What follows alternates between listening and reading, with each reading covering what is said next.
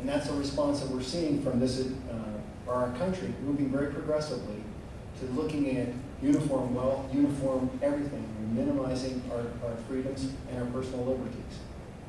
And that's what this country is come to, is the division. And the Tea Party is a natural response to that, trying to get their voices back and trying to be heard, and having some personal accountability and personal responsibility. That's what it's all about. And I like the Tea Party. I enjoy talking to the Tea Party. Thank you. Okay, Joe? Thanks again, Liz. I guess I would define the modern progressive movement. I would date that at the 1964 election that we lost with Senator Barry Goldwater. And it's been a gradual transformation from 1964 up until today. Unfortunately, I would view the Tea Party as an awakening, and maybe somewhat late awakening to a constitutional form of government. I think what we can do with it will counterbalance the progressive movement. I think the progressive movement is the far left wing. I think the Tea Party probably is our far right wing. And I think where the country wants to go is somewhere in the middle.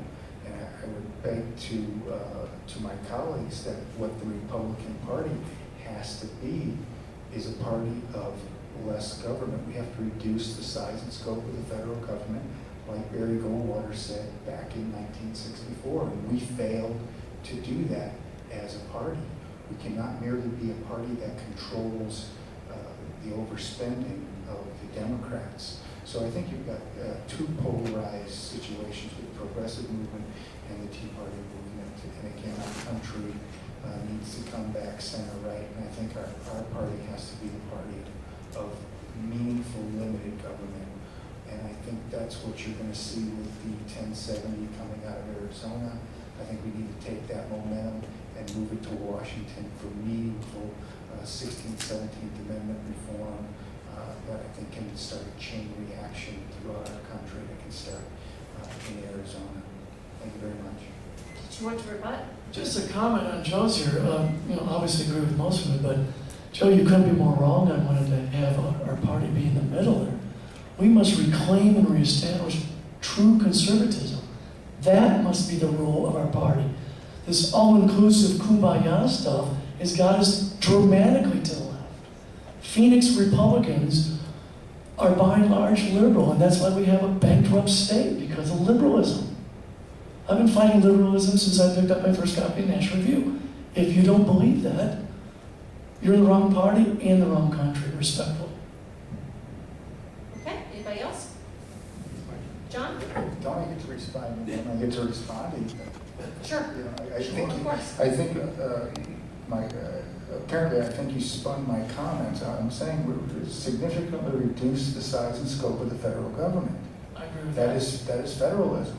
And I think our party has lacked the political courage when we've been in a position of leadership. This goes back to even the 90s, 95, 96. We didn't reduce the size and scope of the federal government. We enlarged it. And I think what I'm looking for is to send people to Washington, D.C. that want to reduce the size and scope of the federal government meaningfully, not just rhetoric, but even a spending freeze. You're talking $800 billion. So I just want to clarify that reducing the size and scope of the federal government is federalism. Okay, John? My basic premise is that I think the progressives have gotten a lot of response from different groups of people. And the Tea Party is part of that response, just rebelling and feeling like, oh, we're in such a bad deficit, we're in such bad straits, because you can't just kind of take a middle and hope it all works out and hope that socialism and these other things that unions, AFL-CIO coming in, aren't going to take over. Just recently I was talking to a supervisor up in Yavapai County, and he said the federal government's trying to make it so that everybody's a union representative in the county, and he said they can't afford it.